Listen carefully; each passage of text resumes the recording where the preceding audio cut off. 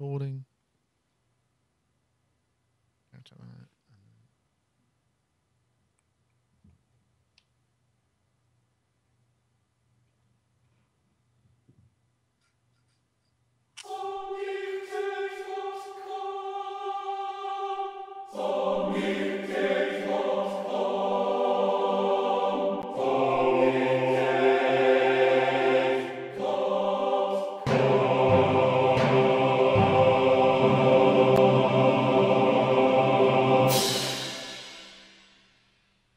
Hello everybody and welcome to another Sonic Talk. Today we're recording live on Wednesday the 12th of September. This is Sonic Talk 282, streaming live, and we've got a live chat room at sonicstate.com/live where you can find us every Wednesday about this time, UK time, 4 PM, sonicstate.com/live. I already said that though, didn't I? So I want to say hi to our guests. We'll start over here with, let's start with Mark Tinley. Mark Tinley's not in bed, but he is sporting a pair of rather smashing-looking DJ headphones there. Mark Tinley, lightbeing.com, sound designer, and someone about to move down to this neck of the woods, right? Is that what you're working on? We are working on doing that, yeah. Excellent. Well, that'd be fantastic. To Glastonbury. I'm going to move there and I'm going to sit on the street and I'm going to become like one of those weird spiritual gurus and I'm going to hold people's hands and take all their money. All of their money? Now that sounds like a good plan.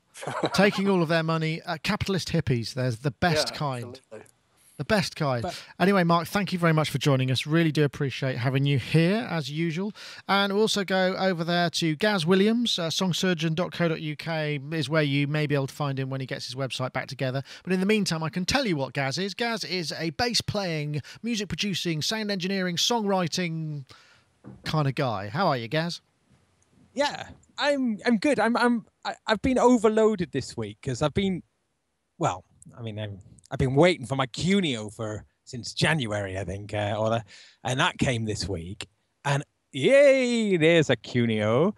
And I also been waiting, I think, a similar amount of time for the Sonuus Wahoo, which came today. And I'm a bit overloaded with it because both things are amazing, but the Wahoo is just it's just the best. What does it look like? I haven't seen that. That's the bit. Oh, it's a wah pedal kind of thing with. You see that there? Oh yeah, cool. Wow, that looks cute. What's it called? A Wahoo. That looks really exciting. I've got to be honest. It's called It's just come out. Sonuus Wahoo. I got to be honest. This is the best pedal I've ever used in so many ways. What's really cool about it, just very briefly, is that it's an all analog filter. In fact, there's two completely separate filters that you can configure. It's digitally controlled, but it's an all analog signal path. So it seems like the best of both worlds. And you can do things like you can have it like acting as like a low pass filter, maybe, or right. Well, but you could have the other filter set to do things like either be off an LFO or on an envelope filter, or interestingly, it's got a pitch tracking filter on it. And I've been doing this today. I've been really excited about this. You might remember we covered the Surfer EQ. Oh yeah, the thing that tracked the pitch, so that the fundamental. Well, yeah, effectively, this can do that. So it'll only track it monophonic. Yeah, in hardware. Like a whammy pedal. Like a whammy pedal. No, it doesn't affect the pitch. The pitch affects it. Yeah, exactly. So for instance, if you just put you set one of the filters to like a little bandpass bump, with a little bit of resonance, and then it tracks what you're playing. So it's like an intelligent enhancer because it's just going to follow what you play. So, and so far I've just been playing with that, and it is brilliant. Oh yeah. Well, we talked about maybe getting you over here and showing us what it can do, right? So. Well, I was hoping it was going to be good, but it's actually better than what I was expecting. Wow. Yeah. But something that's dead cool, just well worth mentioning though. It's got a USB port on it. It's got a wicked editor for it, but also it will work just as a class compliant USB foot controller. Oh, that's cool as well. It's super. But yeah, I mean, I could go on and on and on and on and on about this thing. But yeah, hopefully we can make a video of it.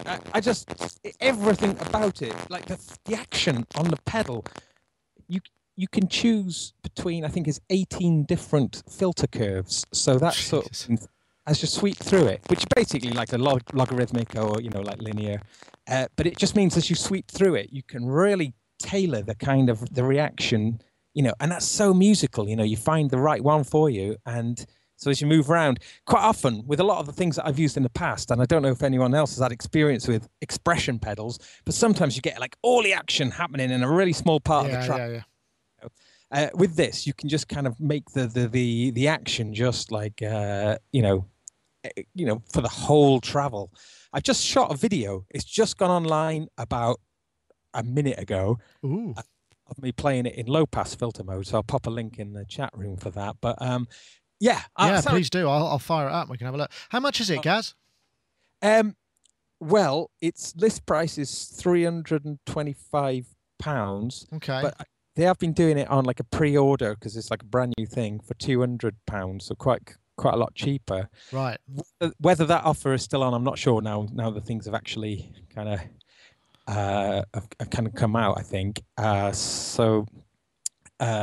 well worth checking out. It's just something about that which is good is that every single bit of the design of it is incredibly well thought out. Like little things like you can run it on 9-volt, you can run it off USB power, or you can run it off 4 AA batteries. Just little details like that. And, you know, if you're running it off batteries, you can just press and hold 2 buttons and it'll give you like a battery indicator of how much battery life you've got left. Just stuff like that, you know, it's just like, oh, that's great. It's what people should be making, I think, these days. You know, this kind of like, you know. Sweet. Is that a multi-utilitarian brillianty thing? That sounds great. I can't wait to. I'm really intrigued now. Thanks for that, Gaz. So that's the cool. That's the Sonuus Wahoo. It does look really rather cool. I've got a little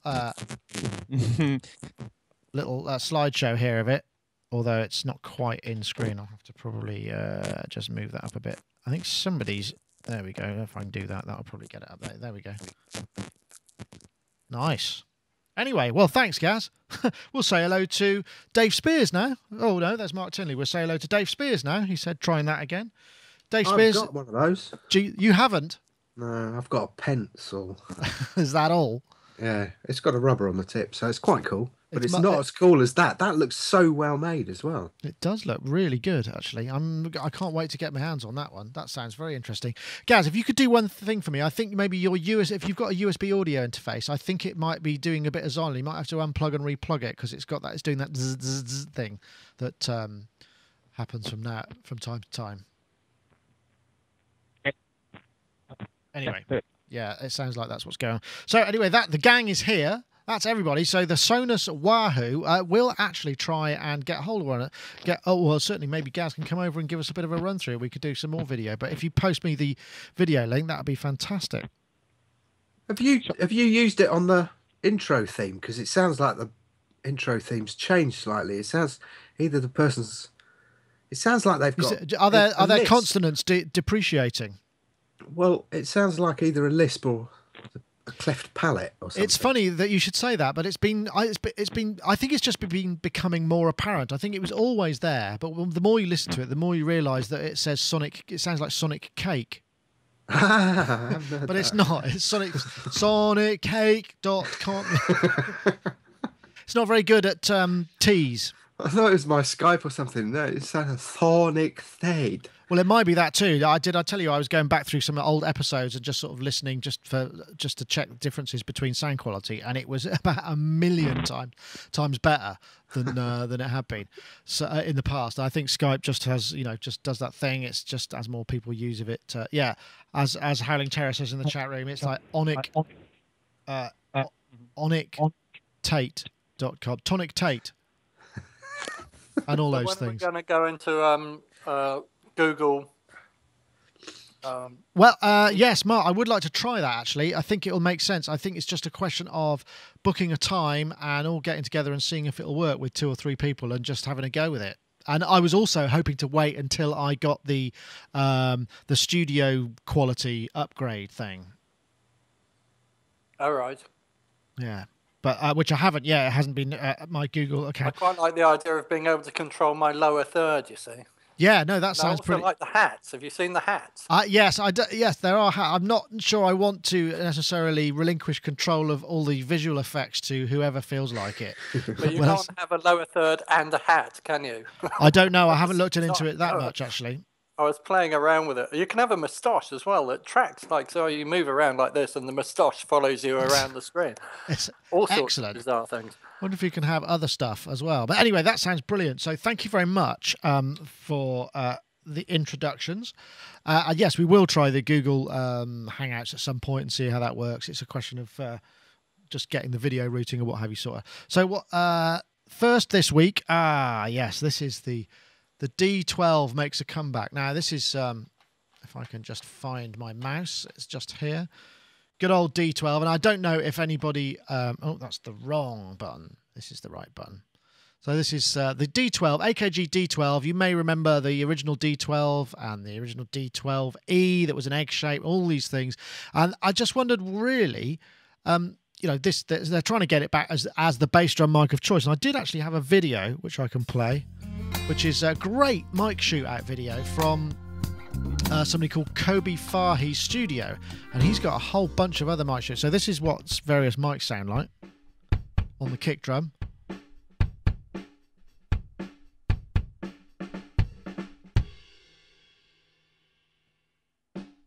This is the original D12, although the D12 was the one after the D12. I mean, you're not going to be hearing an awful lot of detail over YouTube, and there's certainly, I think these are all flat. There's nothing going on.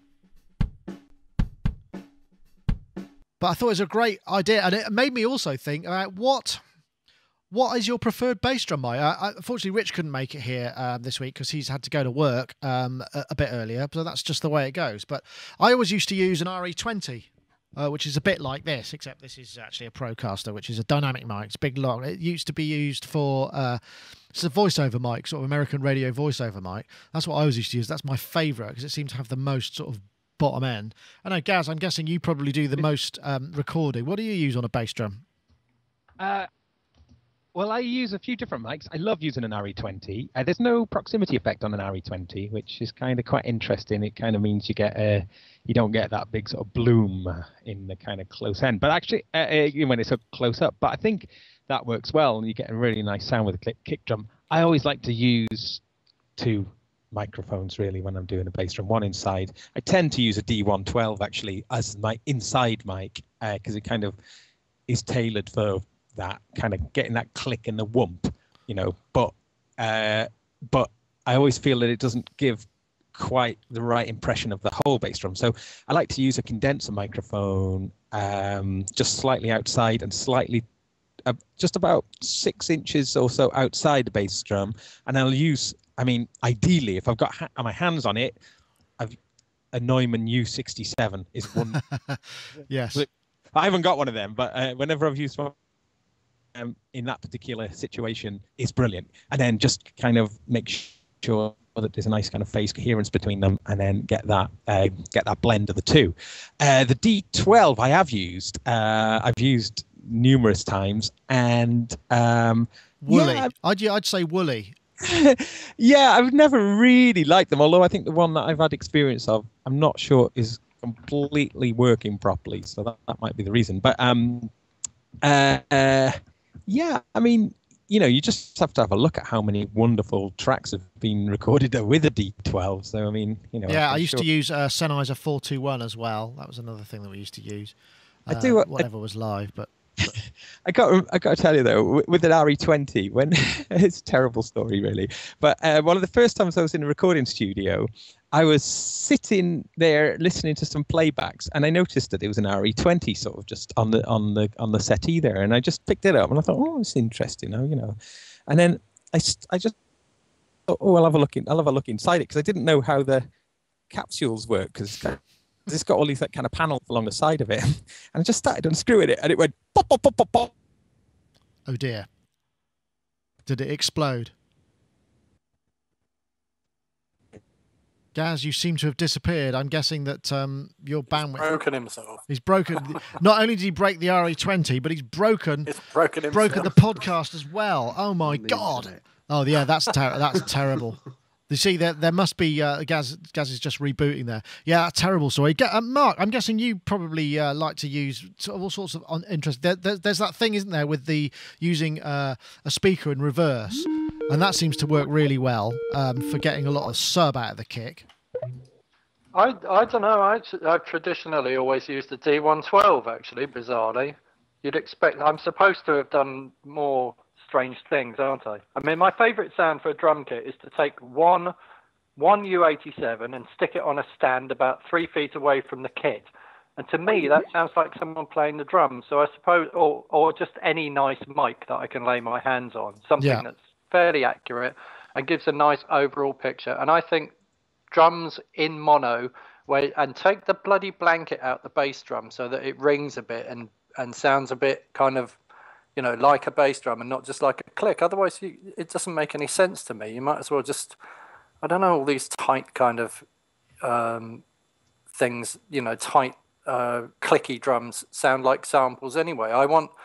So if I'm using samples and loops and drum machines, when I have a drum kit, a real drum kit, you want it to sound like a real to sound like a real drummer playing a real drum kit, and I want it to be slightly like, I don't want it to be like absolutely quantized perfect. I want it to have like a bit of movement around it, and I want it to have a bit of space around it, and I want it to sound like, you know, there's loops and stuff happening, there's a groove, and there's a real drummer playing a real kit who's part of this kind of whole, you know, drum experience thing.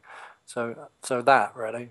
Yeah, I think that makes a lot of sense actually. And I mean, the thing about close miking bass drums is you don't really get all the real bottom end out of a bass drum until you're sort of quite a long way from it, because it takes a while for that very low fundamental to actually grow and come out at you, doesn't it? Really. So I mean, sticking it right inside. I mean, for live, it can work. I seem to remember Rich was saying that he used that Hewlett-Packard tone generator and put 100 hertz tone, and then they used to just gate that underneath bass drum, so that would give them the bottom end of the bass drum, which sounds like an interesting thing. Yeah, I see. So Gaz keeps ringing me up. I can't take that on here. Yes, I'm trying to get you back, Gaz. Actually, I'm not sure what's going on there. You should be there. It's just your video hasn't come back. Oh. Got a brand new internet connection here. Always worth trying out on a live broadcast, I find. Brand new internet. It should be better. Of course it's going to be better. Dave Spears, I mean, you're a drummer. Do you get kind of, do you ever get the sort of, when you go into a studio, they bring up the selection of microphones and say, what would Sir prefer on the bass drum? Or is it you just get whatever's left? No, I think the usual answer is all of them. Do you know what? I haven't got a clue. And I even looked at some old photographs to see if I could work out what things had been used on when I did do studio recordings of drums, because I haven't done anything like that for years and years now. And there was such a mixture. There was a 414 I could see in a picture. Wow. Which struck me as a bit odd. God, inside, that'd blow the diaphragm out. Yeah. Terrifying. It really did strike me as a little bit odd. But other than that, no, I have no idea. I could talk all day about what sticks. Okay. As all drummers will want to. But other than that, everything else is kind of by proxy. Okay, make it sound good, please. Yeah, well, that's always the way, isn't it? Yeah, and it's funny. Sorry. Go. Yeah, no, go ahead. Go, Mark. I was going to say, I've just remembered another really nice little trick, actually. And that is, you know, the Tandy PZM microphone, which is like that weird square metal plate. Yeah. If you get one of them on a big kind of 3 or 4 foot square board and you stick that in front of the bass drum quite a way, that will pick up a really nice bottom end. And that kind of in front of the kit is a nice way of capturing that bottomness of the kind of bottom. Oh, that's interesting, because there's there were Tandy ones, there were Crown ones, there were different sorts, weren't they? They're pressure zone microphones. I think the Crown and the Tandy ones are the same thing, just with a slightly different branding on them. I'm certain that the Crown ones The I haven't seen it. Now crowd. there's a feature, isn't it? Because I guess it's the same as having a sub, isn't it? You just use a big piece of board, and the PZM microphone just picks up the entire board. Pressure, yeah, the pressure from around on the board. Yeah, and it really gets a nice bottom to it. I mean, obviously you're going to pick up the rest of the kit. There's no real way of getting around that. But if you want, it's like I suppose having like a sub room mic. Ah, yes, but you could also use them. I remember we used to use them on the walls in a club where I used to work for kind of audience mics for when they were doing live recordings. Or stick them on the roof. That works as well. PZM. I don't hear enough about PZMs. I think PZMs are probably something we need to investigate a bit more closely. I did want to say before we kill this title. Kill this topic was that the Kobe Fari's recording studio, it's Mike Shootout product, is brilliant. They've got baritone, they've got all of these different. They've got bass. So I was showing the bass drum mic. They do room mics, overhead mics, floor mics, tom mics, bass drum mics, snare mics, hi hat mics, basses, acoustic guitars, distortion guitars, cello mics, vuvuzela. I don't know why you'd want that. That's probably just a bit of a joke. Soprano mic and various different saxophones, which is just a great resource. And it's literally just the same as that initial video I shot with just a bloke in a room playing, and they just swap the mic around and you just hear it each time. It's a really good resource. Great idea. So well worth checking out. If I just put that, maybe I'll be. Oh, I can't put that in the chat room because I haven't got all me cut and paste handy. Let's have a look. I might be able to. Let me try that now. Got one-handed. Copy and let's see. Can I do that? Go on. Paste. There we go. Oh no, that's the wrong cap. No, I can't do it because I haven't got the ability to hit return on this keyboard. Anyway, so yes, that's the D12 AKG D12 VR is expected to ship. Let's see, when's it shipping? It's shipping October this year. What's interesting about it, it's got phantom power or no phantom power. So with phantom power, you get more of a sort of traditional kind of sound, but when you put phantom power enabled, you get 3 switchable filter presets can be used to adapt the mic responses to suit the user's desired kick drum sound, which is kind of a nifty idea.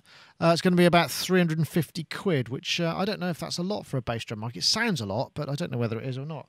Gaz, have we got you back yet?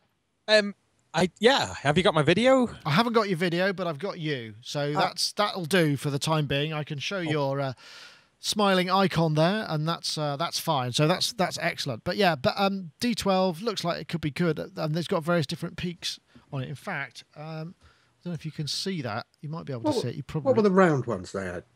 The D12? No. Is that what it was? Like there was a D12. Which was like the kind of square one that people used, that was almost like a kind of crooner mic they used to see in the FIP. Then there was the D112, which was slightly kind of oval, oblong. Then there was the D112E, which was like an egg-shaped one. Yeah, that was it. And then there was, I think that was the last one, wasn't it, Gaz? I forget now. It's been such a long time since I've done live sound. That's still a current one, I think. You know, it's quite, you see it everywhere. D12E, right. Yeah, the D112. D112, right, okay. A D112E. Yeah. Anyway, so just thought that was a bit of fun and interest. In fact, we seem to have jumped ahead in time. There's been like a time warp. So I think I might actually use this opportunity just to say thank you to our show sponsors. So I'm going to hit that now. And just want to say to you, Yamaha, thank you very much for their sponsorship of the show. What you're seeing here, if you're watching the video, which I heartily recommend you do, you can watch this video on YouTube as well, in case you're interested. Yamaha's world of applications. There are over 20 apps designed for use with iPod, iPhone, iPad, mostly iPad, these ones actually, for editing various synthesizers, including the Motif FX, XF, MOX, S90X, S70XS, Motif XS and Rack XS for voice edit, performance edit, so you can get the balance of the different parts. You've got XY pad for various kind of parameter automation and messing about with, and the multi-edit for balancing the voices, the mixer and the EQ and the effects, all that sort of things. There's also some other great applications. There's something called Setlist Organizer, which me and Gaz have had a look at in the Sonic Touch show, which is our iPad show. That's a great thing. That sends out MIDI program changes and lets you annotate various portions of songs. Just a very useful sort of control station for a load of MIDI gear. There's also the synth arp and drum pad, which is an arpeggiator and a drum pad application, but it's also now got built-in synth with 61 sounds and 7 drum kits, plus the ability to sequence patterns and what have you.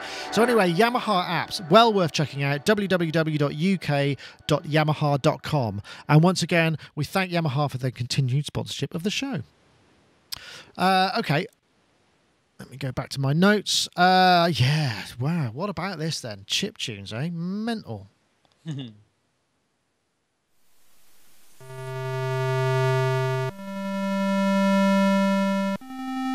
This is the Pianocade. It's essentially a chiptune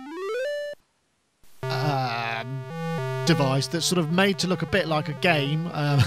It's using those buttons that you used to see in arcades and the joysticks from the 70s. In fact, I do remember there was actually a synthesizer that used those very buttons on the front of Electronics and Music Maker or Electronic Musician or something, where you make it in a kit. And I remember it was the first thing I ever wanted in terms of a synth. I never did get round to making it because I'm terrible at electronics. But what I can't understand is this whole kind of deal with chiptunes. I mean, it seems to be a massive amount of it. I didn't quite realise how popular chiptune is. If I go to my MacBook here, I've got found on YouTube, there's various different tunes. This is 117,000 views, various other things. There's also all these kind of tunes made in the chiptune style. Well, I guess it's the arpeggio and that side of things. So if I turn it up a bit, it just seems to be everywhere, or at least there's a sort of subculture of it, and some of it's really kind of quite hardcore. If we take it forward to a couple, this is like a compilation. This isn't the hardcore one, obviously, because that's very. I think this one might be. Let me have a look. This is a chiptune compilation, and some of them are pretty full on. And not only that, but there was also this. This chap here called Linus Ackerson, who's chip-tuned his organ and is playing kind of popular hits from video games live on this organ. I just didn't know this stuff existed. I think I've been leading a fairly sheltered life, and I don't really understand why why this has escaped me. Mark, you made some very interesting observations about Mr. Linus Ackerson, namely that he appears to have a wedding ring as well as being into chiptunes, which does seem incompatible when you on the face of it. I used to have a Game Boy years and years and years ago, and I used to play that Tetris game, and I just couldn't get my head around the fact that he was actually just playing that live. He just got. I was thinking, like, my God. So he's gone to the trouble of learning all of these different tunes. I mean, it must take some practice to play that live. And I was just thinking his poor wife, because she must be driven nuts by all of that. He didn't mention whether or not the Chipophone has a headphone output, which I'd imagine is probably one of the first things you'd want to modify and have on there if you shared a house with anybody at all. I can see how it could be used in kind of modern music. I can see how it would fit in with like the Skrillex kind of vibe or all of that, to have some of this stuff kind of going on.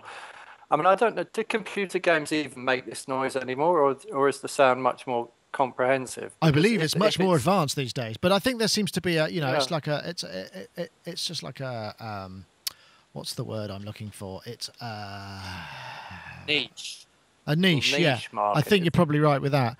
I know, Gaz, does this mean anything to you? Are you kind of aware of the whole chiptune thing? Oh, absolutely, yeah. And I think it's a lot to do with a certain purity, I think there's a kind of, it's very pure music in many ways, It's kind of, it has to rely on very bold tunes and very kind of clear melodies, very clear programming. And I think this is part of the appeal, that working with that kind of restriction. But also, there was always this subculture, really, back in the 1980s of people who were making tunes, like using trackers and that kind of thing. And, and I think that it is a continuation of that, and it is quite culty. But, and of course, young people kind of see it. Young people, I know those. But they kind of see it in a, it's a very cool, it's got a cool retro thing about it. I must admit, when you watch that video, the funniest thing about it, about the, what's it called, the Pianocade, is the last scene. It's got one as on a guitar strap on. A strap, yeah, like a 2-octave one. And I just thought, wow, now that would be the most nerdiest thing to wear in a gig ever. But I mean, kind of cool. But I think, yeah, it's quite interesting watching that guy who's playing the organ, and he's playing these tunes. Computer games are not new anymore, are they? They are like an established thing, and these tunes are part of a lot of people's lives. And so, I think it's quite interesting that they should be, they should be like kind of the greatest hits of these. I'm seeing if I can find his rendition of the Tetris theme, because I think this is one that we'll all know and love. But I'm just brilliant. Know where the left hand can override. No, that's something else. That's Rockman. Commando high score. He's got the drums on the bass pedals here. This is quite moody, actually. Yeah, it does escape me. I suppose it is. I mean, is it a bit like saying, songs are only, if you can play it on an acoustic guitar, then it's, it's all there. I suppose if you could play it on a chiptune and it still came across, that would be the same thing. He is, yeah, very, very tight. His playing's very tight. Do you think he's got it in a sequence or he's just miming? No, I don't think he is. I think he actually genuinely just has that very well nailed. Thinking that out, the drums on his feet, and then he's got these doing the left hand, the right hand, and the drums with his feet. How the hell is he thinking that out? Yeah, but now you're getting into the how do people who play the organ. I mean, there are some amazing. What's the name of the guy? There's a guy, Jay Denson. There's a guy called Jay Denson who plays in the Bristol area. He's a kind of recluse. He collects organs, and he's one of the best organ players I've ever seen in my life. He could just rock the place. Yeah, he's the guy. Just 3 Leslies, and he plays the bass pedals and everything, and both manuals. He's just, and you just look at him and just go, how the hell do you do that with so much soul? Banned from the what's the pub? The Bell in Bath. Banned for it? What, for playing too loud? Why is he banned? I think something to do with making too much noise loading his Leslies into the van after the gig. Yeah, he. I remember this. This is very off topic and very localized. So you international listeners probably are not going to be getting an awful lot from this. But he is if you get a chance to, if you search for Jay Denson, and I don't know if there are any YouTube videos of him, but he is an amazing organist. But he just drinks like a fish, and he's a very unusual and eccentric person, which is great because that's what the world needs to a degree. I know, Dave. I'm coming back to you quick. Let's bring it back to the chiptune world. Do you ever feel the need to program any chiptune type stuff into your marvelous soft synthesizers, or are you more about movement and sonic beauty? This was brilliant. He not this thing, the strap-on thing, the arcade, whatever it is, piano. The other guy, for me, I just got lost in his videos. And I knew I was going to evoke a reaction from Chris when I just kind of sent him this link going, oh, here's one right up your street. But this isn't about it. I mean, this is largely sometimes about nostalgia because yes, that's kids the of word the 80s for. have grown up for, playing all these games. It's a little known secret that I used to do things like when I had a real job, take a week off work to finish a computer game on the on the Commodore 64. So the SID chip for me was a special thing. What I thought was really amazing about this was that actually a lot of these sounds you can get out of the imp, and because it's got that kind of 8-bit vibe, particularly with the additive stuff. But what was brilliant about this was when he put the noise, that little puff of noise before the waveform itself, before the triangle or whatever it was, the pulse width. That really did make all the difference. I think of it more of a chuff than a puff, but that's just it was semantics. Just brilliant. But what's really fascinating is, so Chris and I had this big argument because he was just like, pass me a gun now. That's it. I'm going out. And on a rampage. And yet I then sent him a link to this video, and you will probably just hear a little bit of this. Wake up in the morning feeling like P. Diddy. Right, which is a load of which is like the SID station and very stuff like that. Well, that sort of fixed interval sort of line is very now, isn't it, as well?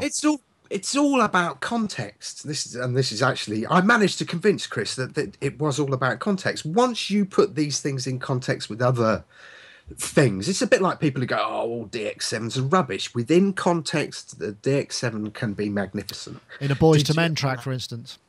Yeah, I'm not sure whether I go that far. But yeah, no, I loved it, and I thought this guy was absolutely brilliant. Although Mark's observation about wedding ring and stroke home organ converted into a chiptunes device was probably spot on. But yeah, brilliant, absolutely brilliant. The fact, and when he started doing the stuff with his feet, I was like, these are the people we need to take to NAMM and make them do demos. He should be there, shouldn't he? Guitarists, yeah. They'd just be so dry, and people would just really be confused by it all. Yeah, so I'm a huge fan. Excellent. Well, I'm glad that that floated your boat there. And yes, I agree. I mean, that when you think about it, the chiptune sound, those kind of fixed chordal intervals. I mean, it's on every single record that is basically, going massive. I mean, that's been building for a long time, though. That kind of like, I'm trying to think of I can't sing it because it's a chord, obviously, but that sort of da da da da da, da that whole idea, that is very chiptune. Very chiptune indeed. Although maybe the tones are becoming even less, and even less complicated. So that's an interesting thought. So anyway, yes, that's the Pianocade. You can buy one. It comes in a 1, 2, or 3 octave. Pre-order prices are Canadian dollars, $250 for the 1 octave, $325 for the 2 octaves. And electronics only. It's not a 3 octave. It's only a 2 octave. Right. Electronics only 100 Canadian. So yes, you can get one, and you can get that from pianocade.com if that's what you desire. Sort of thing that would be that one there. You can see it's got little studs around it for hanging. Although I imagine if you start looping around, those corners could give you quite a whack somewhere uncomfortable if you weren't careful. Okay. Right. Well, we're moving on very swiftly. Shall we have a look at the? Let's see what we'll look at. Did you want to talk about your Quneo at all, Gaz? Because I haven't had a chance. I've tried, but I haven't been able to really do much with it. But you haven't got much video at the moment. Although I did take the liberty of downloading your piano video and doing that. Do you want to have a quick look at that? Yeah, talk about it. All right, let's just play this. This is an impromptu. This is sort of off-road topic, so the other participants will not have any notes for this.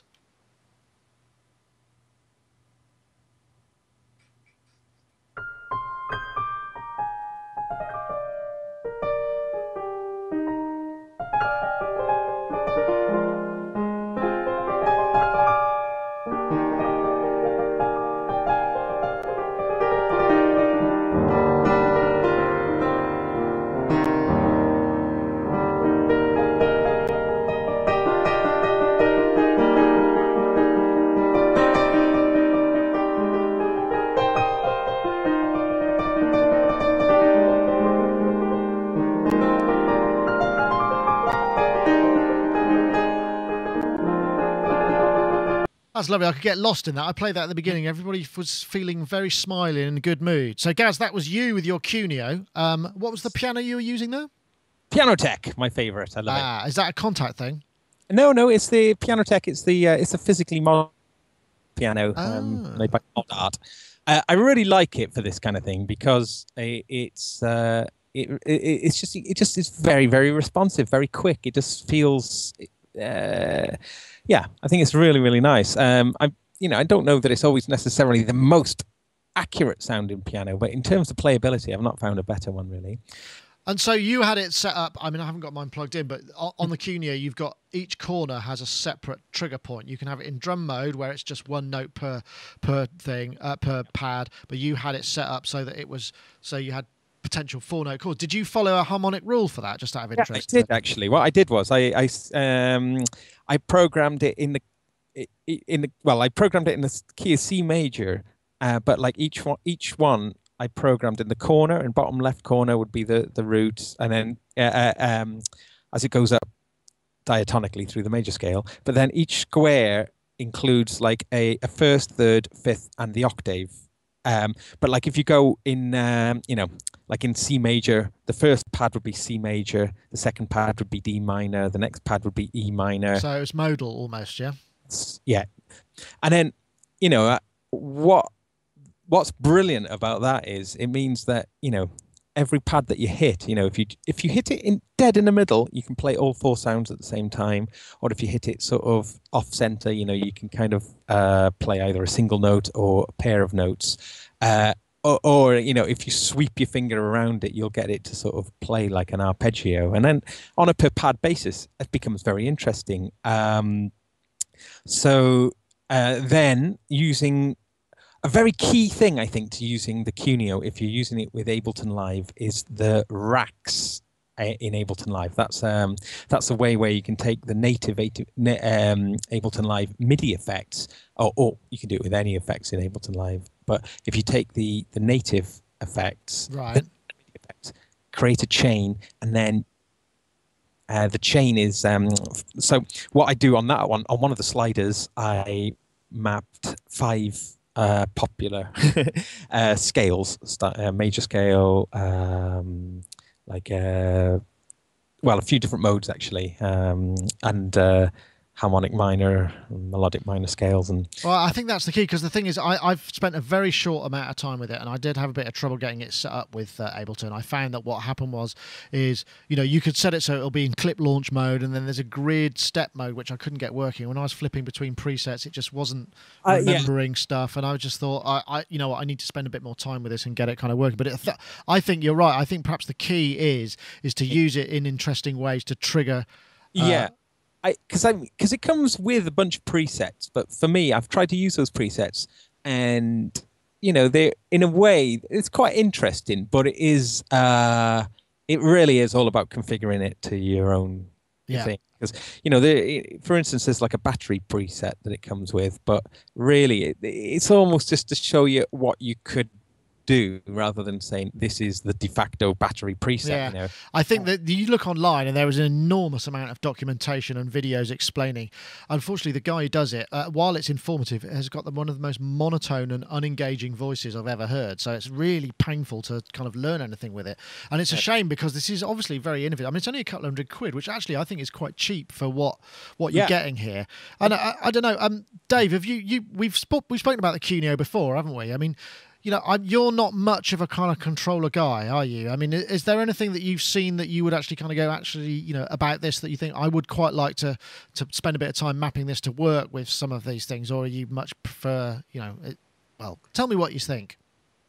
Yeah, I would, in theory, and I do like the look of it, and I thought it was, when we talked about it way back, wasn't it? It was at least a year ago. It was, I thought it was very cool. My problem is really simple. If I bring one more thing back into this house, I'm dead. But then you're moving. So surely, what? Now the key is, Dave. Now that you're moving and you're going to go somewhere else in the interim period, with a bit more space, you can afford to fill it up a bit more. And then when you move again, you'll have a bit of extra.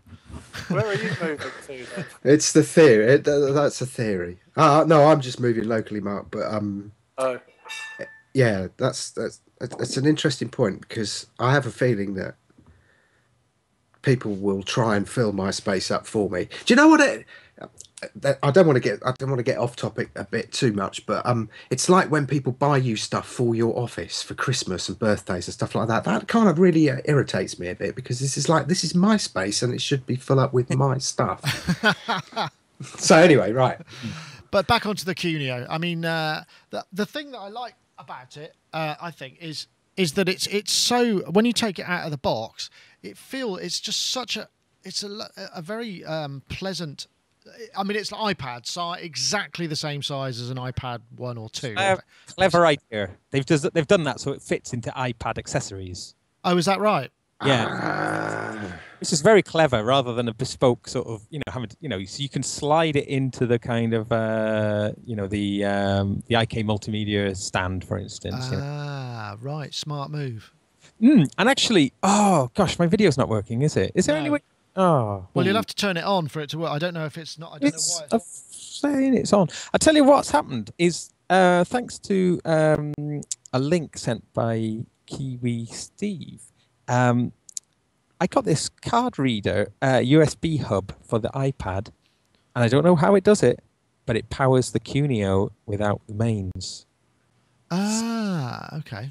Use the Quneo and the iPad together, totally wirelessly, and that's quite interesting because the Quneo is class compliant. So I've been using it as an Animu controller, and it's super. All right, and this is what I wasn't sure. When you use it with the iPad, you program up a template and you recall it, and then all of those controllers will work with. Yeah. Right. Okay. So it's got some memory on board that retains preset memory. Right. Yeah, okay. It's only got 16. It's only got 16 memory spaces. You press a little button in the top corner and then choose the pad, and then that'll select the mode.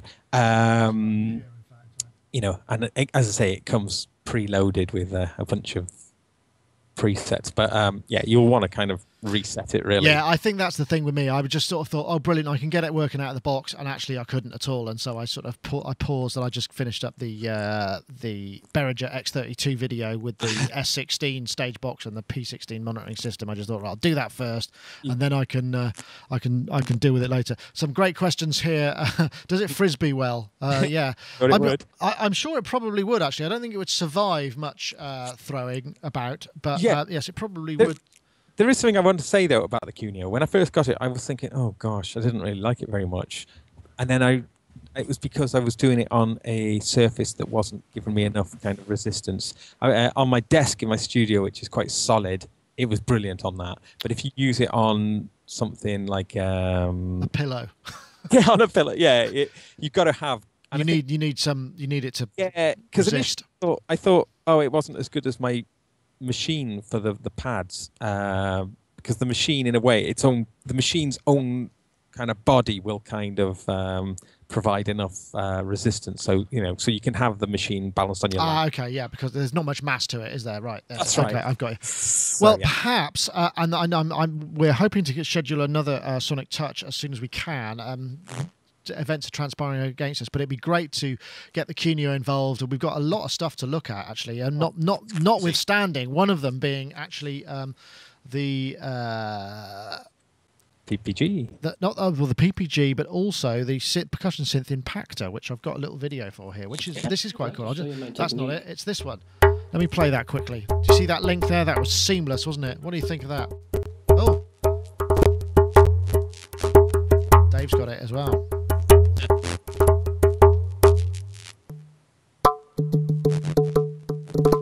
Somebody's... I won't play it anymore. There's some weird audio glitching going on. I'm not sure. Drum Jam is out as well. That's by the makers of Thumb Jam, and that's really cool. We'll definitely cover that in Sonic Touch. I wanted to talk about this one because it's basically like a Wave Drum Mini. That's essentially the kind of the Wave Drum Mini. I thought it was actually down to the haptic feedback, but it's actually reading from the mic to trigger the sound. I've got a copy of it here somewhere. I don't think I'll play it because it just starts to trigger everywhere. Dave Spears, I noticed you were brandishing it there. Yeah, I bought it. Yeah, I think it's $2.99, isn't it? Yeah. I haven't had a chance to mess around with it. Does it take a little bit of getting the sensitivity set up, or as a drummer, speaking as a professional drummer? Well, it was kind of, I mean, it was actually reasonably okay, but I did something and then all of a sudden this solo thing came up and I was just like, oh, God. What a drum solo? Said you now have to do a drum solo. Yeah, for 25 minutes. And then give yourself a round of applause. No, it says... You're the only one who's going to be. Where it says noise bag, it's got solo on there now, so I don't know how that occurred. I just punched that button, but it's quite complex. I mean, it's reasonably complex. There's an awful lot of stuff you can do with it. So I only bought it about 20 minutes before the show started, so I'd quite like to spend a little bit of time with it. There you go. Look, I mean, that's a nice little synth there. Yeah, it's made by the same people who made the Sunriser. Is that right? Yeah, that's like the JP8000, which is a great synth as well. So I mean, it's got some good sort of synth credentials in there. I think it's very sensitive. I mean, it picked up like my nipper walking down the stairs, and she's not particularly heavy. Yeah, no, I noticed that as well when I tried it in because I didn't have any spare surfaces, so I went into the other room and used it on the table, and then I walked in here and started doing stuff, and I kept hearing this kind of little funny chippering noise from next door. And I thought, what the hell's that? And I realised I just left it running, and it was picking up kind of me just sort of tapping on my keyboard from in here. I mean, I'm guessing there's probably auto gain on the mic, and you can mess around with the sensitivity and that side of things. But it's I mean, when you look at the it is pretty much the same thing as the Wave Drum Mini. The one thing that didn't, which is the Korg Wave Drum, which has a pad plus a third-party kind of not a third-party, a satellite piezo, so you can play on two surfaces at the same time. The one thing that I really wish it had, and I'm guessing this is the same reason that the Wave Drum doesn't, is because of the levels of expression you can get from a mic don't really translate to MIDI all that well, and it would have been great if you could get it to trigger MIDI notes somehow as well. There's no MIDI background MIDI or anything going on there, which was a shame. But I mean, to be honest, I think I just bought it because it was annoying. And who have you been? Because now I can just sort of, and everywhere we go, and you have to use it with your headphones on, don't you, so that it doesn't pick up the mic and stuff like that. So only I get to hear it, and other people just get to hear all that. Perfect. There's going to be trains everywhere. There'll be drummers rushing for the seats with tables on trains up and down the West Coast main line, just to sort of, so they'll all be sitting there. Then maybe there's a way of kind of, if it gets hooked up with this audio bus, there'll be a way of everybody jamming together in one big kind of drum circle. They'll put you in your own carriage. On the 820 to London Paddington. Sounds good to me. Everyone in the carriage, in the noisy carriage. Yeah, in the noise. There'll be a drumming carriage only. That's drummers, yeah. Flash mob. Just decouple it halfway to London. Yeah, leave you there. Drumming flash mob. That's an interesting idea. I'm guessing, Mark, I don't know if is this sort of thing that appeals to you. I mean, I guess hitting something is a little less. It's less private, isn't it, than just prodding your finger at an iPhone with a pair of headphones on. You have to have almost the consent of the people around you, which is often hard to get when it comes to drumming. Oh, he's gone. That was obviously such a probing question that he was unable to answer it. Frightened. But yeah, BeepStreet audio. That's the Impaktor. I think I've got a screenshot of it here. If I just switch to that, yeah, BeepStreet. View in iTunes. Nice design. Customer reviews, yeah, BeepStreet quality, excellent. £299, $4.99 US. We may well cover it on Touch if we get the opportunity as well. Sonic Touch when we next do a show. So next thing, let's have a look. What was the other thing I wanted to have a look at? Oh man, the other annoying thing. What other annoying thing? Oh, is that the side chaining through? Oh no, sorry. No, what was it? What was the annoying thing you were thinking of? The animals. The robots. Yeah. Yeah, I think we'll finish with that because that is just very disturbing. Right, I'm going to have to hang up there and we'll get Mark back. Hello. Hello, Mark, you're back. Yeah, I can't see anything, but oh yeah, excellent. What happened there? Was that you or me? Well, it wasn't me. It must have been you. How very strange. You were asking me about hitting things and consent. iPhones, weren't you? Yes. Yes. I like the look of it, but really, to be honest, my in-time playing is about as accurate as I can't think of anything inaccurate, actually. The clock in King's Cross train station, maybe. I mean, I just can't play in time. I can barely play the guitar in time, and that's my instrument. I'm the other end of the spectrum to Nile Rodgers. If he's like super tight, super funky, super, I'm sometimes like half a beat off with my lead solos and things. So spend a lot of time in the editor. Yeah, I need to edit everything and get myself back in time. So, I can have the ideas and I think because I sometimes think about other things when I'm playing and I forget that you're supposed to be concentrating. Blank your mind, aren't you? And just go with the notes. And I'm thinking about like, maybe I should put that 15-inch wheel on the back of my motorbike while I'm going. And of course, that sometimes those other thoughts take precedent. Right, so, I got you. I like the look of it, and I thought it was a good idea, and it looks like it makes all the right noises, but I'll never be able to play it in time, so I haven't bought it. Well, that's very honest of you. I appreciate. I opened a package during this podcast. I bought this. Oh, what's that? Oh, that looks like a spider. A microphone spider. Oh yeah, what's that for? That looks like it's going to fit a C12 or something. It probably would. It's going to fit my Octava MK219, but this is actually really good quality, and I paid £9 on eBay, and that included the postage from China. So I'm actually really impressed. I've been getting some great. Oh, you've gone again. I've been getting some great stuff from China. I put my video on there.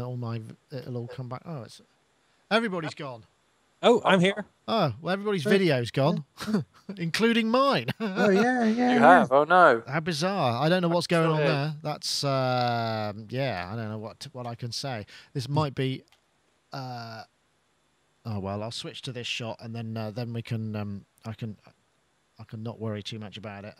It's funny, Skype is behaving really strangely today, because what usually happens with Skype is when you roll over, you don't see those overlays on the screen capture, but they started to come back. So, I don't know, they've probably just done something whereby what they've done is created a way of updating Skype and making it all different.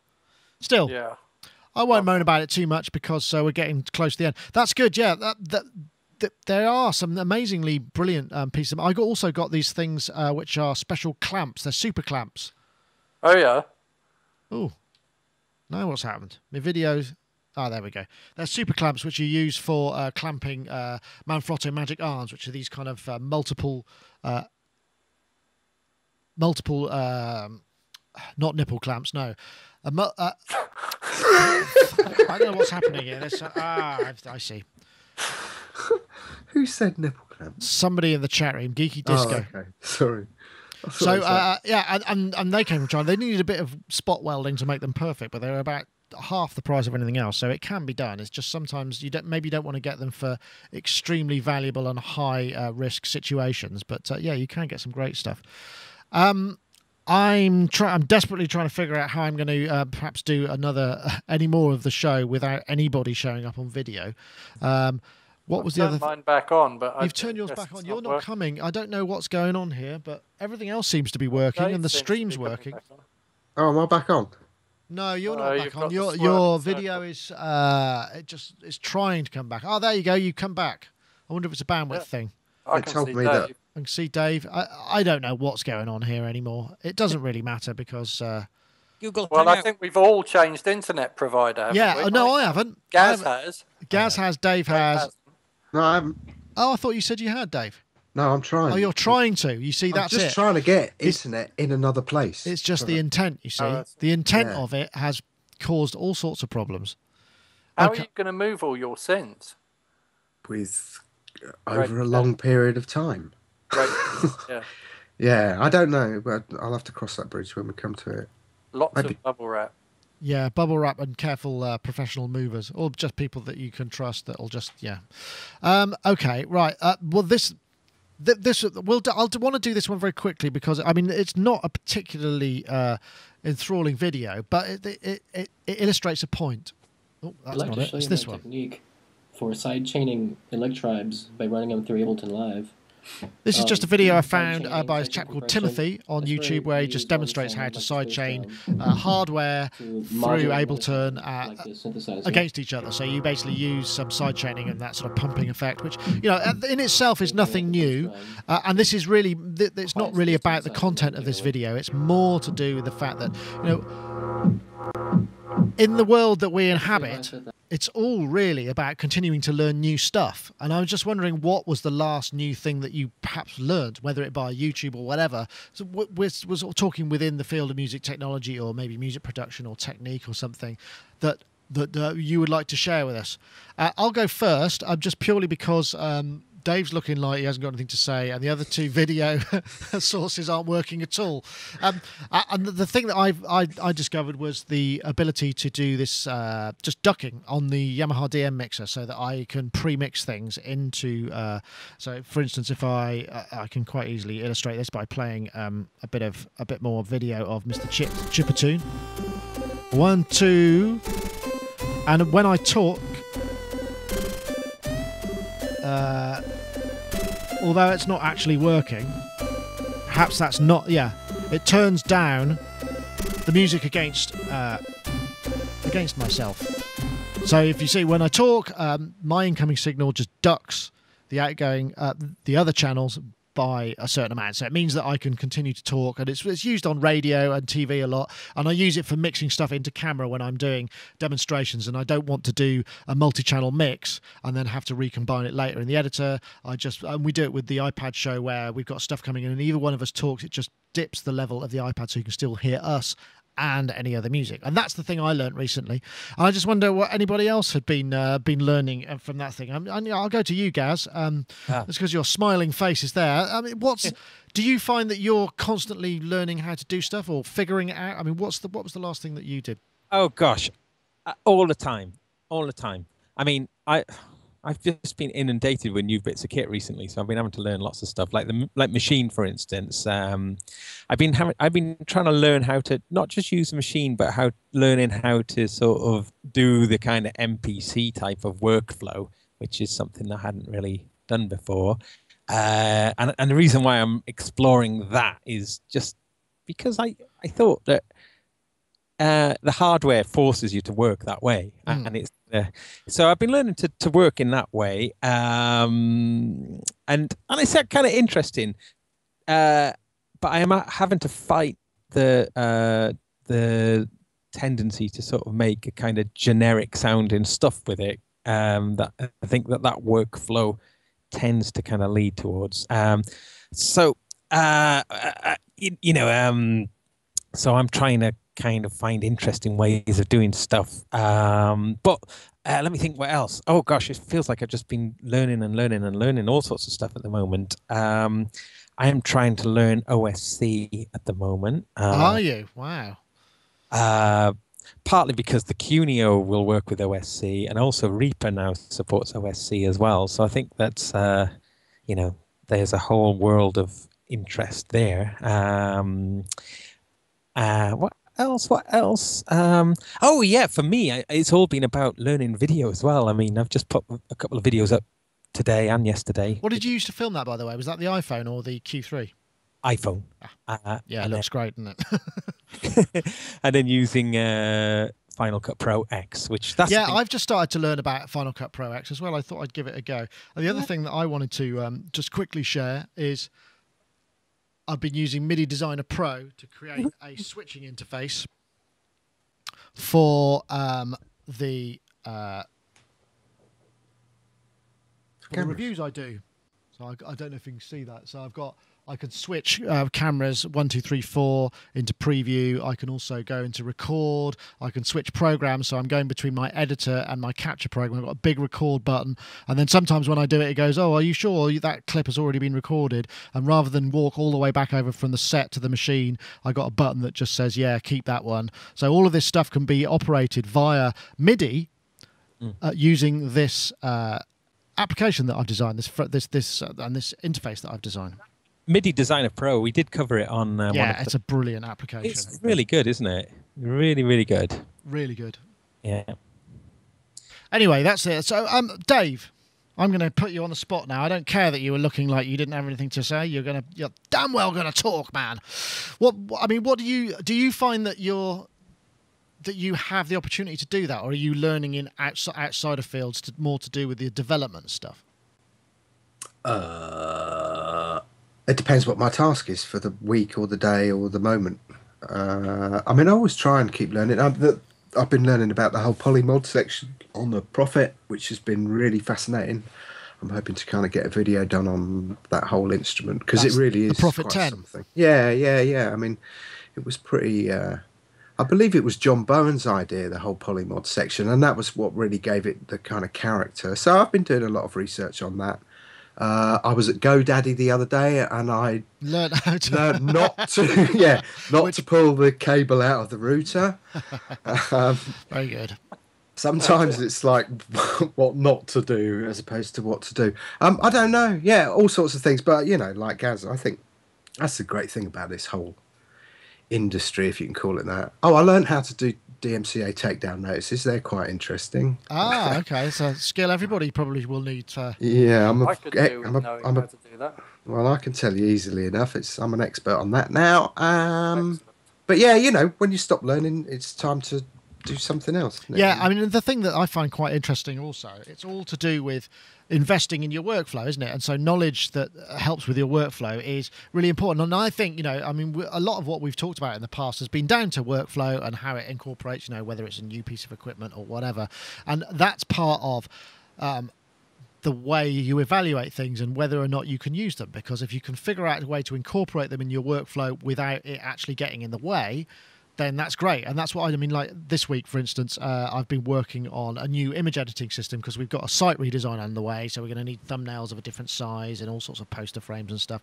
And rather than everybody who posts news being able to, having to kind of have Photoshop or all these other things, I've been finding these amazing online editors and things that I can just kind of, in fact, I tweet, the last thing I learned, which is really cool, I think it's really cool, I don't know if it will show up, is if I go and find an image here, yeah, there's an image, and I can right click on that, and I've written this little, I don't know if you can see that, edit for sonicstate.com news. So now if I hit that, it's going to go to this editor called pixeler.com with that URL.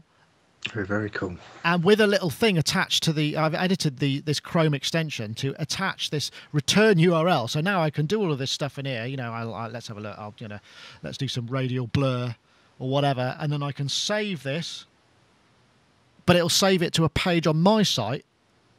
That means now I can use that image in our news system, for instance. And I thought, wow, that's pretty cool. It's just adding a bit of HTML, but it turned me a little while to kind of, to figure that out. And I just, but those are the sort of things that I enjoy, and I think it's important to spend time in workflow because it makes things, just generally. Just very, very quickly, Nick. I know loads of people have had issues. I think even Gareth had problems with, the iWeb, was it, disappearing? Yeah. There's a really cool thing called, it's Wix.com, Wix.com. That's something I've been kind of getting my head around, because I had a site on iWeb, my own personal site, which died. I wasn't that fussed about it because I hadn't updated it for a gazillion years.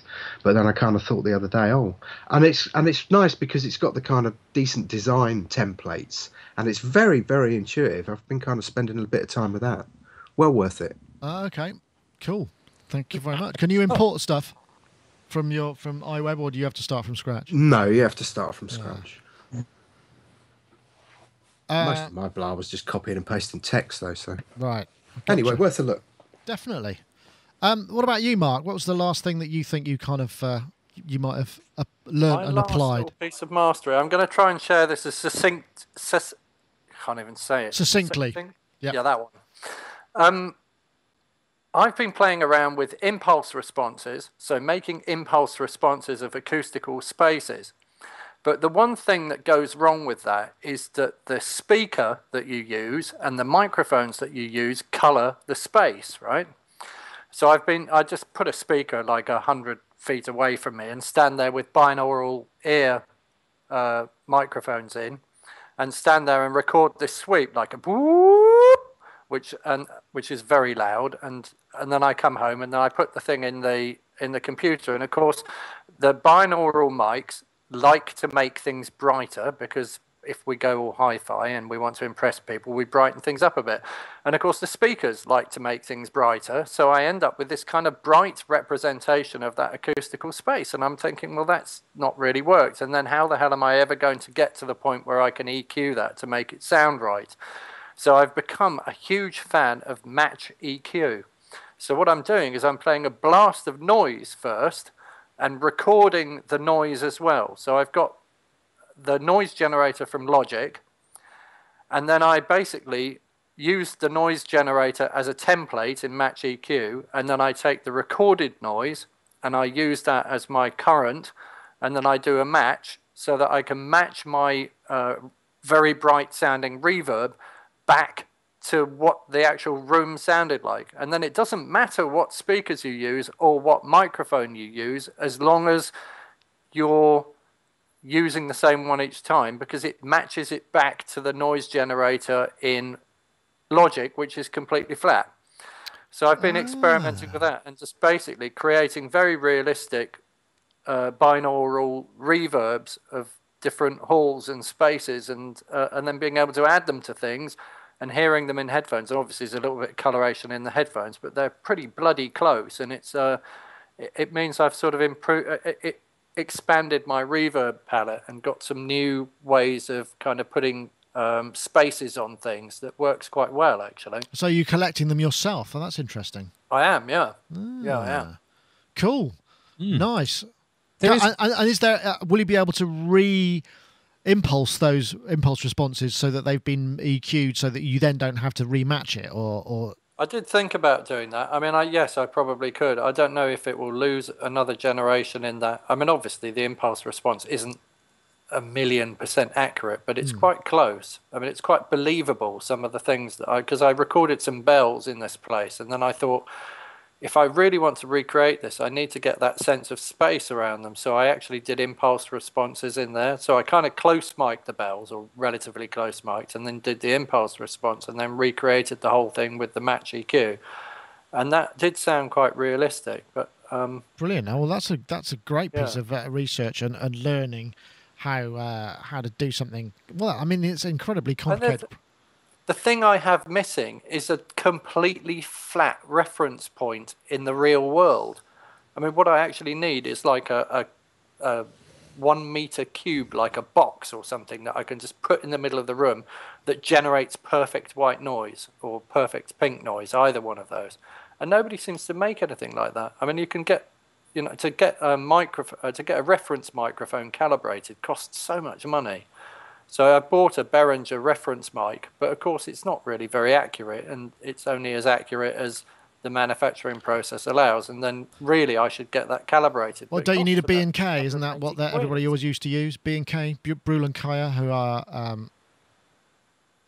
were the ones that everybody used to use. B&K. Aren't they about 750 quid though? Well, yeah, but if you want neutrality in a microphone, it's going to cost you probably more than a Behringer is likely to certainly at the moment. I'd give it another year or so, and giving to be fair, giving the where credit's due, the amount of effort and quality control that's gone into the X32, I think we're going to see an awful lot of quality rising in that company, and you'll be able to see a lot of things getting a lot better.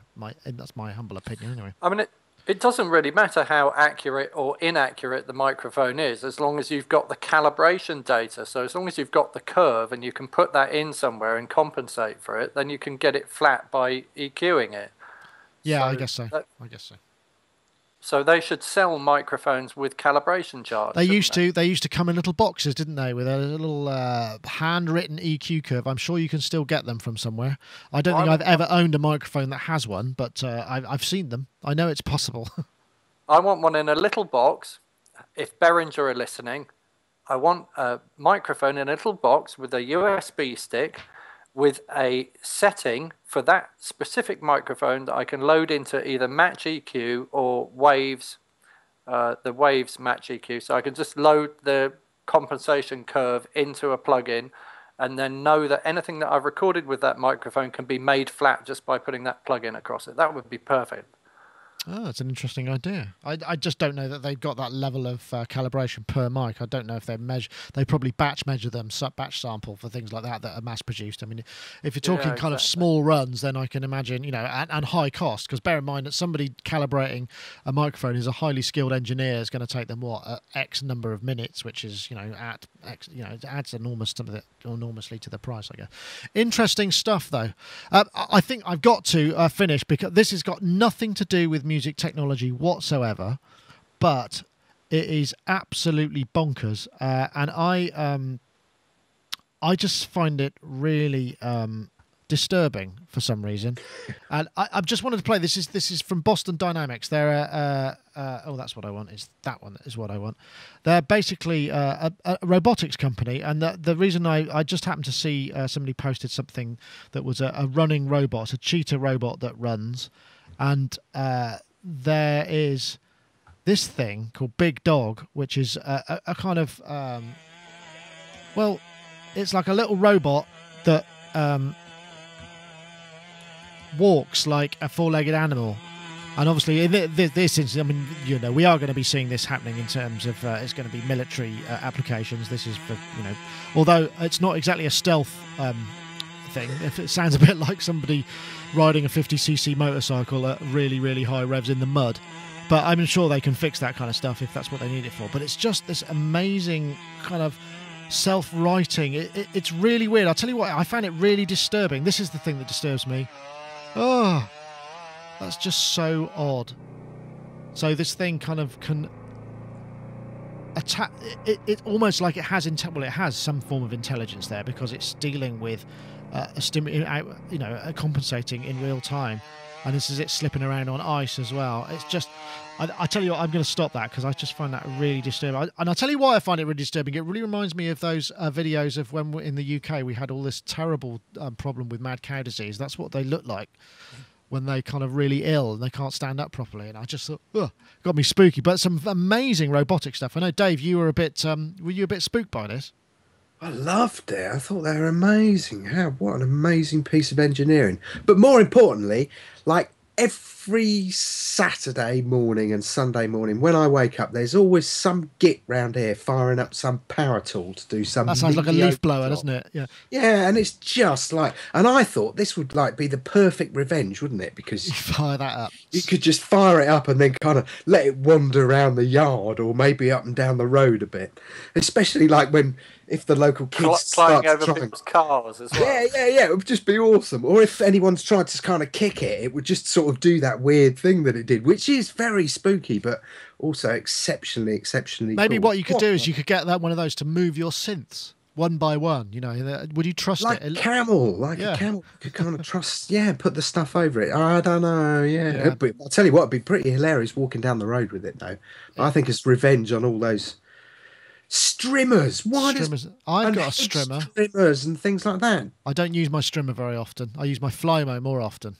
Just for those who are interested. But all of that is a world away from this kind of technology. Oh, Gaz, did you see this? This is the only reason I put this in is because there's also a video of this thing that they made which can run at 28.5 miles an hour, which is faster than Usain Bolt. And that is really weird as well. And there's also something called Petman, which walks like a human being. There's some just really kind of bizarre stuff. Are you into robotics at all? Yeah, I guess so. Yeah, I am. Yeah, I think it's really fascinating. I mean, I've been enjoying following Curiosity's kind of exploits on Mars. So to see, I mean, where should we be in sci-fi terms now, 2012 with robots? I think we're still behind, aren't we? Well, you can be assured. Yeah, but you can be assured if that's what we can see on YouTube, we're probably way ahead of that, because that's obviously not the top secret stuff, is it? True. But yeah, I mean, I do want a robot. I just want a robot. Can I just have a robot, just please? A small robot. Yeah. I like I think the thing about this is what's sort of so it's so sort of mad that we can see this and it's capable, that what we're not seeing is probably even more out there. And the fact that it's able to kind of articulate to such a degree is what really kind of spooked me out about it. And imagine walking around and having one of those show up. And just seeing it. I mean, you just, what would you... And what I suppose what is scary about this is most of these things are going to be involved in, it's going to be warfare, isn't it, really? That's what they're for, mostly. So they're not necessarily going to be used... Well, not necessarily going to be used for sort of the good of mankind in terms of helping old ladies across the road and stuff, although that might be the case as well. I know, Mark, what do you think? It's pretty amazing stuff, though, isn't it? What struck me more than anything was when I watched the video, I kind of thought, that's bloody stupid. It's got legs. Why on earth hasn't it got wheels? Wheels would be so much more practical. And, we spent, years and years developing and inventing the wheel and coming up with cars and things like that. And then when I watched it climbing over rocks and things like that, I thought, oh, God, yeah, human beings are like the most amazing things. We can climb up the side of mountains and we can crawl over the most rocky landscapes and stuff. And then I thought, it's kind of practical that it's got legs and it sort of makes sense. And then I sort of started to get it and think, yeah, it is actually really very clever. And the fact, I liked its little head. Did you see on the front of that horse thing, there's like two little heads, which kind of do something in different directions. So they're kind of zzz, zzz, like buzzing around. And is that the L3-legged squad? So this thing here. I'm going to switch to this. And it sort of reminded me of the head. Reminded me of K9 from Doctor Who a little bit. Is that this thing here? Yeah, that thing. That's really odd. Well, it's all really odd. It's not just head of that video. So you can't. It's going away from you, obviously, isn't it? Yeah.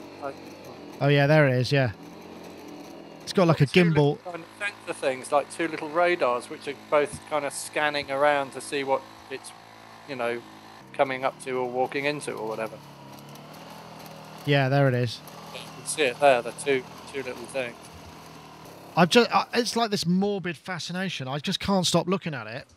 But yeah, I'm not sure how I feel. I want to put a Chevy V8 in one, 357 V8. That'd get it moving, wouldn't it?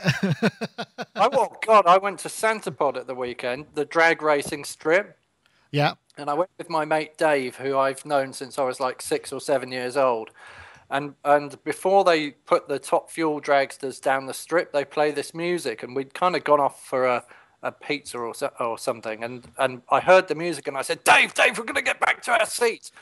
And we'd been watching like the quieter cars, so we kind of sat down, and I said to him, these ones are a bit louder than the last ones. And he's like, yeah, okay. And this thing went down, and the sound pressure wave hit us in the chest, and he's like kind of this look of shock on his face. He was like, bloody hell, Tin, I wasn't expecting that.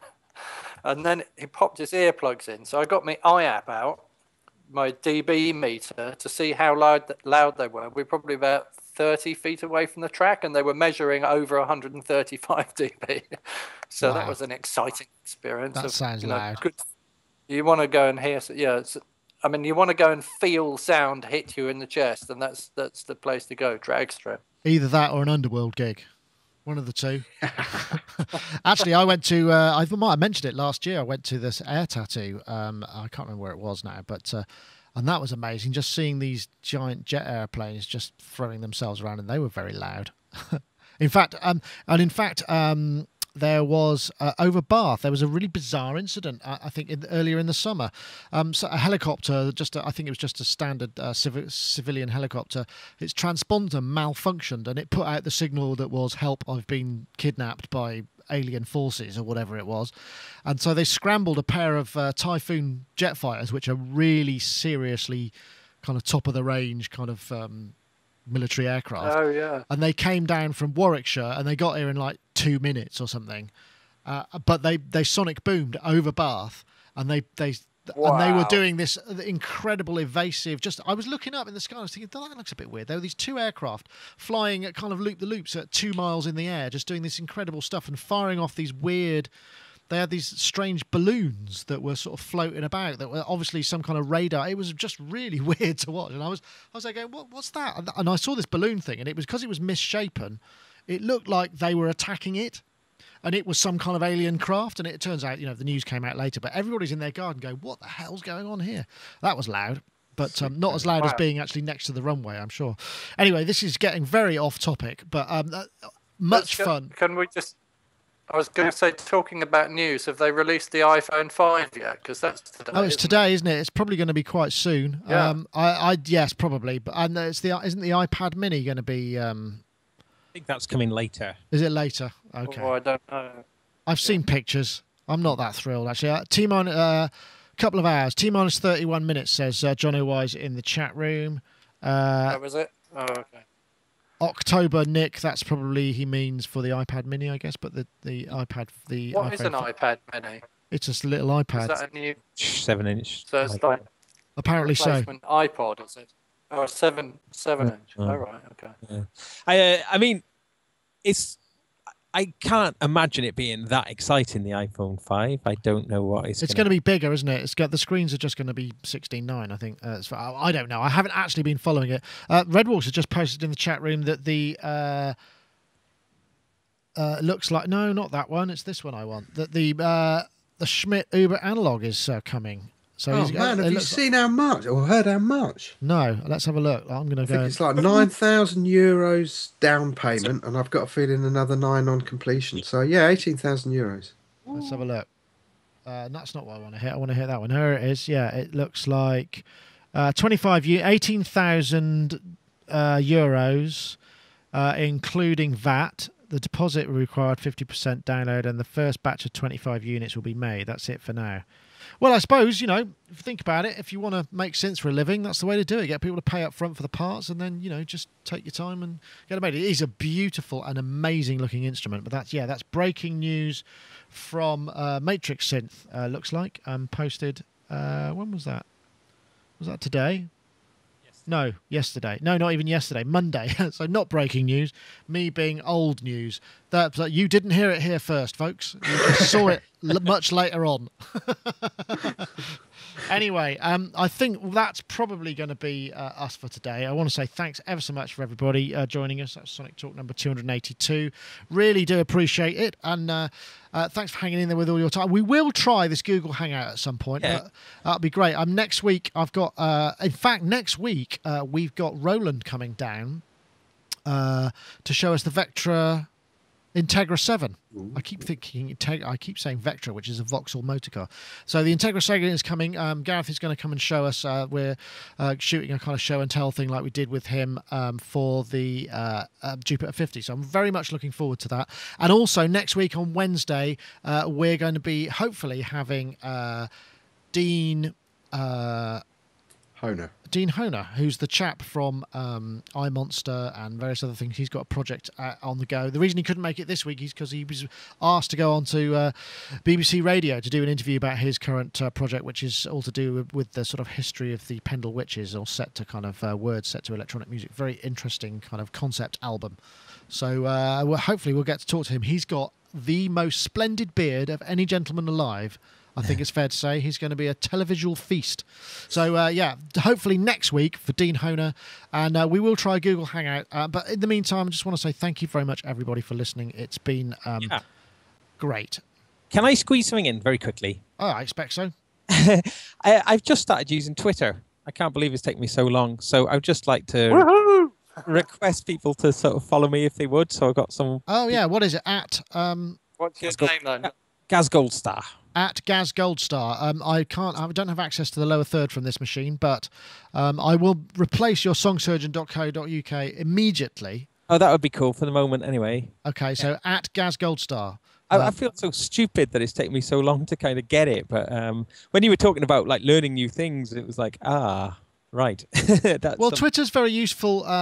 It's not as useful as it used to be. What it's great for, certainly for me, is disseminating information. So like news headlines or cool stuff that I find when I'm just going through the feeds for news that doesn't, not necessarily going to make it into the news items. Or also, by the same token, getting breaking news from manufacturers. If you follow all of the right people, then you get feeds coming in and go, oh, that's hot. That's before they've written the press release. So you just get, it's just a very good way of acquiring and disseminating Twitter information. Mm-hmm. Anyway, I think that's it. I think what we'll do is we'll play you out, Gaz, with your rather lovely piano piece, if that's okay by you. This is Gaz on the Quneo. Well, there's another one I've done, which has got an organ, which I'm playing an organ. I haven't got that at the moment. I can't do that because it's not in my media playback system, and it would take me too long to set up. So I will play you out with the piano one, but do go and check out what Gaz has been doing with his Quneo online.